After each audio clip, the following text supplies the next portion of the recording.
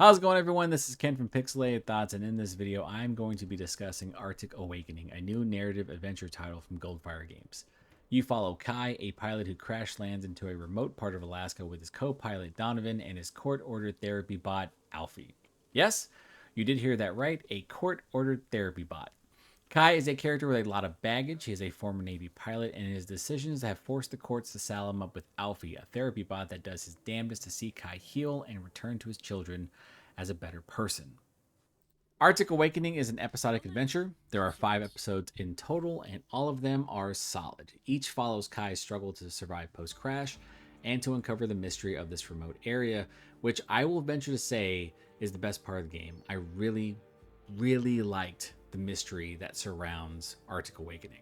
This game reminded me heavily of Firewatch, another narrative adventure title that featured a troubled protagonist who worked to uncover a mystery all while grappling with their own personal struggles. So if that sounds interesting to you, then Arctic Awakening is going to be right up your alley. Outside of the copious amounts of walking, puzzle solving, and introspective dialogue, this game features light survival elements as you will need to manage your mental health and hunger. There are cairns found throughout the environment that Kai can rest at and conduct short breathing exercises to help calm his nerves. Failure to do so will slow Kai down considerably, and the screen will slowly start to lose color, and the audio will slowly start to fade. For hunger, there's always food and drink nearby, and failure to address this will leave Kai with blurry vision and other symptoms.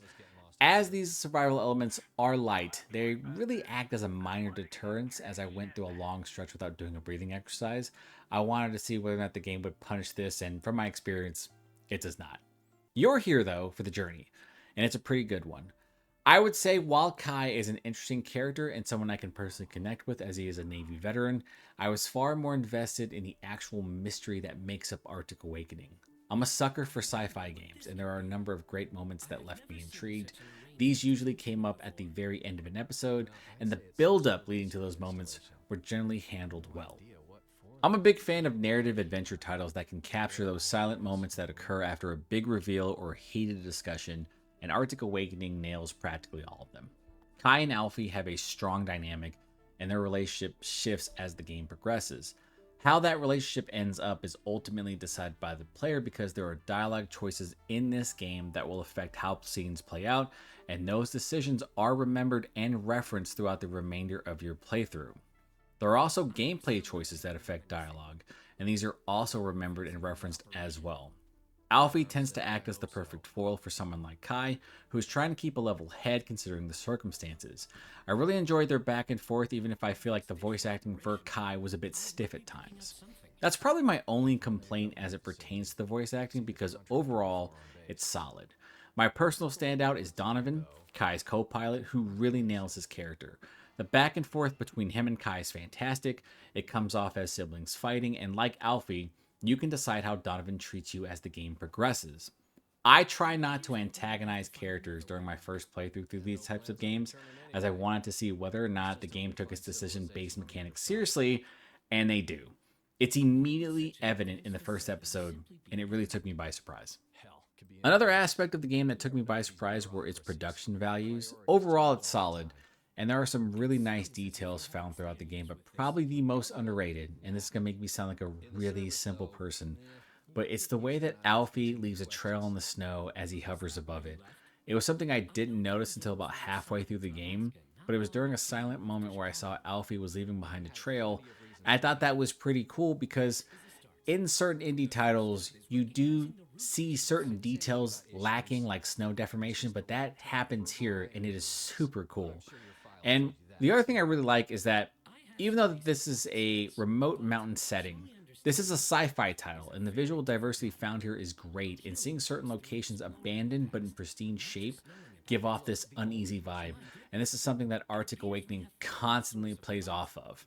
Goldfire Games did a really good job in regard to the overall setting. The music is also fantastic. The most memorable pieces always come up at the end of an episode. There's always this slow build up and then the pace quickens. Depending on what's happening at the moment, it can elicit different emotions. You'll feel tense in some moments, elated in others, and I really don't think there's a bad composition in the game. While I mentioned that I enjoy the silent moments in narrative titles, I also like when a game is able to elevate a moment with music, and Arctic Awakening does just that. While this game is a definite surprise, it does have a few issues that need to be mentioned. There are a number of bugs that have stifled my progress, and these mostly come in the form of engaging in certain interactions, such as sitting when dialogue is taking place. That sounds silly, but it happened a lot, and I had to fully reset a section because I wanted to take a seat during dialogue, and it left Kai facing a direction and not being able to move his body. While I could turn my head and look over, I could not do anything else. It froze the entire section and I had to restart. Most of my issues came in episode 3. In these sections, I just stopped doing anything because I was concerned that interacting while talking would force a reset. I also had issues with a few climbing sections.